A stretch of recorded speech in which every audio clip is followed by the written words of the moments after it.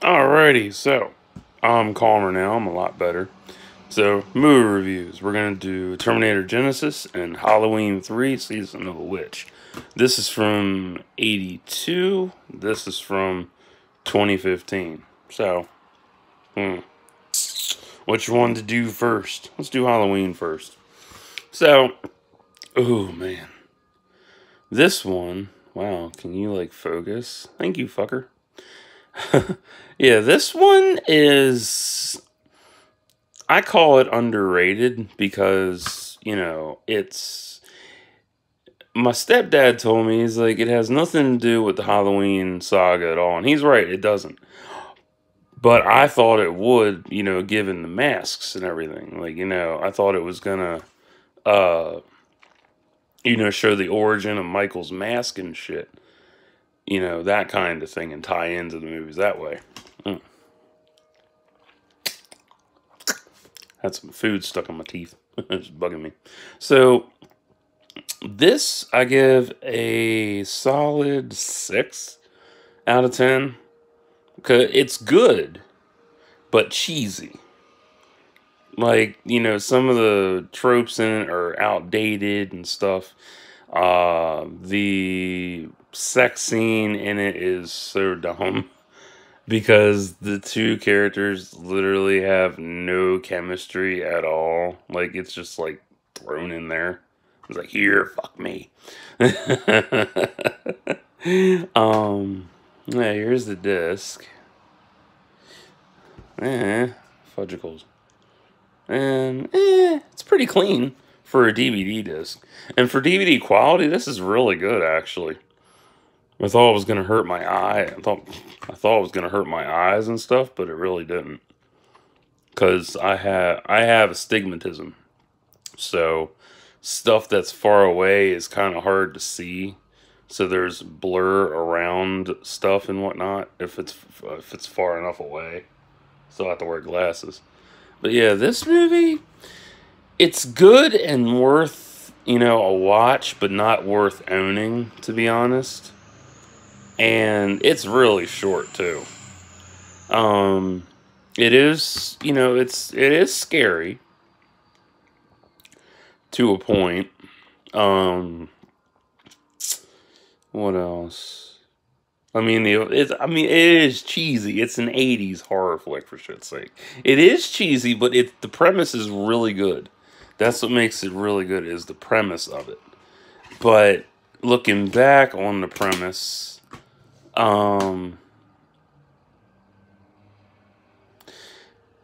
actually, I'm gonna change my statement on the rating of that, because now I just thought about that. Yeah, it's more like a 4 out of 10. Yeah, because because when I watched this and found out what happens with the masks and shit, yeah, 4 out of 10, definitely. I mean, it's worth like a one watch deal, not owning it. But if you're hardcore about this movie and you absolutely love it, then cool. I respect your opinion on it. So, yeah, like, this is good, but not worth keeping. Yeah, because I thought the masks were going to do something a little more evil and shit, but no. Like, the concept and premise are cool, but not enough to wow me and shit, you know? So, that was Halloween 3. Now we get into Terminator Genisys. This is just the DVD version. This isn't the Blu-ray. My library only had the DVD on the shelf. And disc is kind of scratched, but still plays good.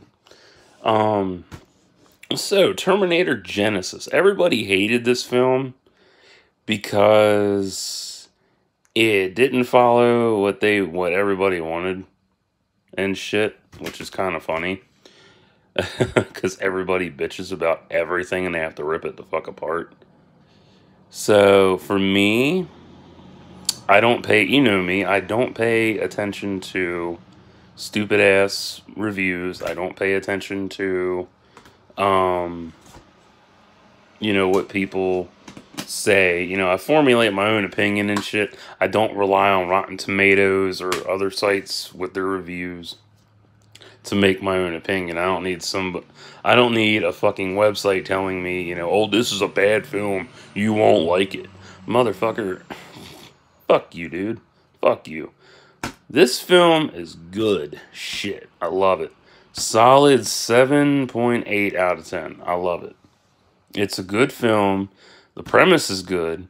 It was confusing at first, but, you know, second time around, I understood it. But what bugs me is, you know, who sent him back? That was never answered, and that really bugs me.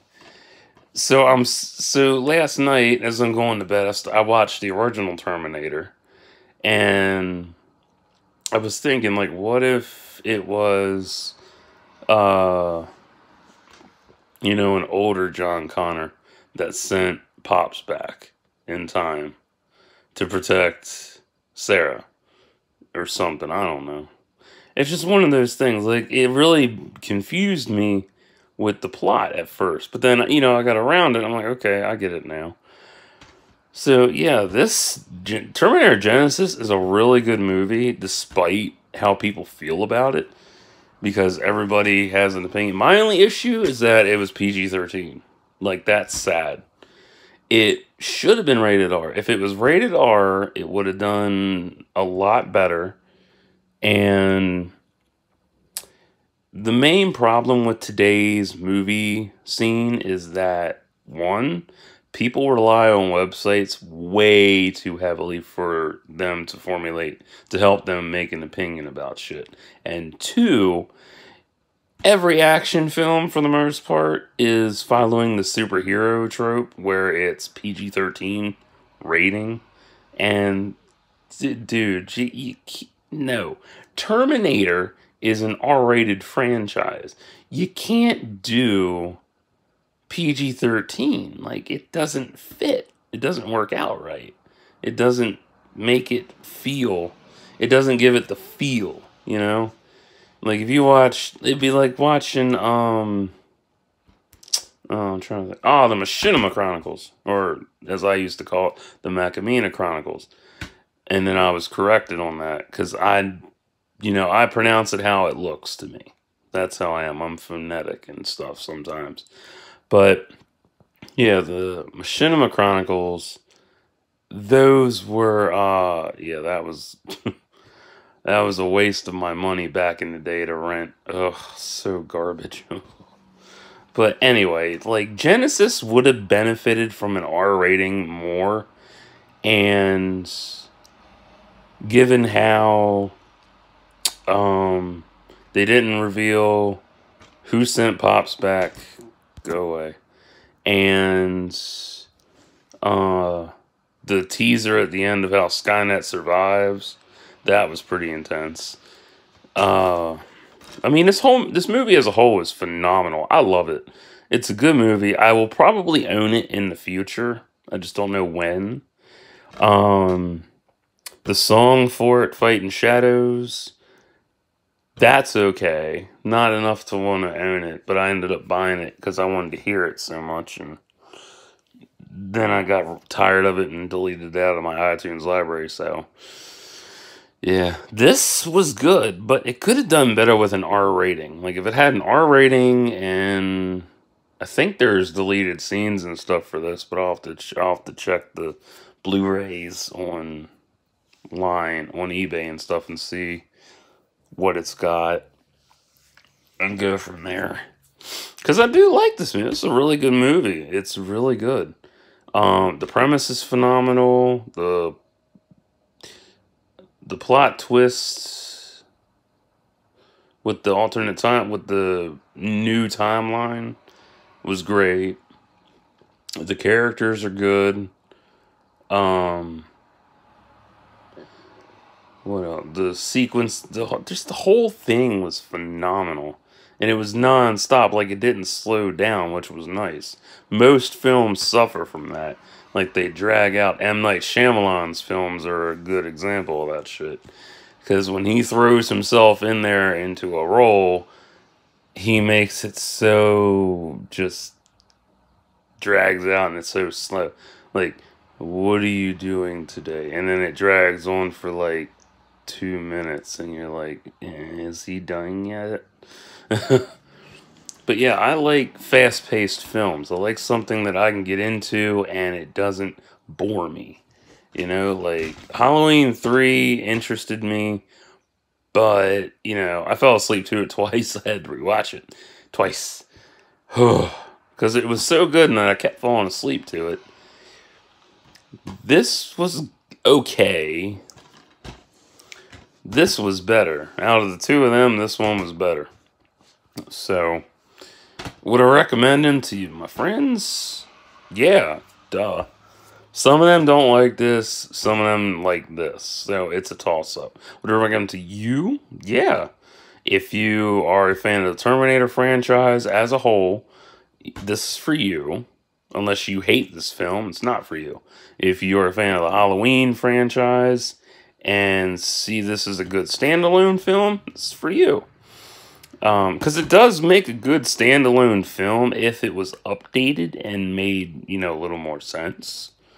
Which is what it was missing. Like, it made sense, but didn't make sense. Like, the build-up with the masks, that was kind of, yeah. It's like if somebody was masturbating the Sharknado and said this is the only way they could get off. That's pretty pitiful. Yeah. So, if you're into sci-fi, robots, and time travel, this is for you. If you're into Halloween-type films, this is for you. If you don't like any of these two films, that's okay. I respect your opinion. It's awesome. Everybody's got it. Everybody has a different taste in films. Some people love this film. Some people hate this film. Some people like this film. Some people really worship the hell out of this film. I am anxious to see Terminator Dark Fate and see how that plays out. Because I have no clue what it's about. I don't know nothing except for random pictures that have popped up on my feed. And the title. That's it. I have no clue. So I'm oblivious to everything. So yeah, if you like these films, you know, you can check them out at your library. That's what I always recommend. Rent them from the library. Always rent them from the library. That way you don't want to spend money and be disappointed in shit. That's how I saved a ton of money.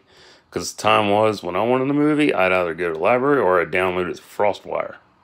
Or scavenge YouTube for it. Or wherever. Go away. Stupid notifications. So, yeah. That's how I felt about that. These two, anyway. So, 7.8 out of 10. Revised 4 out of 10. So, there you go. And I got another review coming, so stay tuned.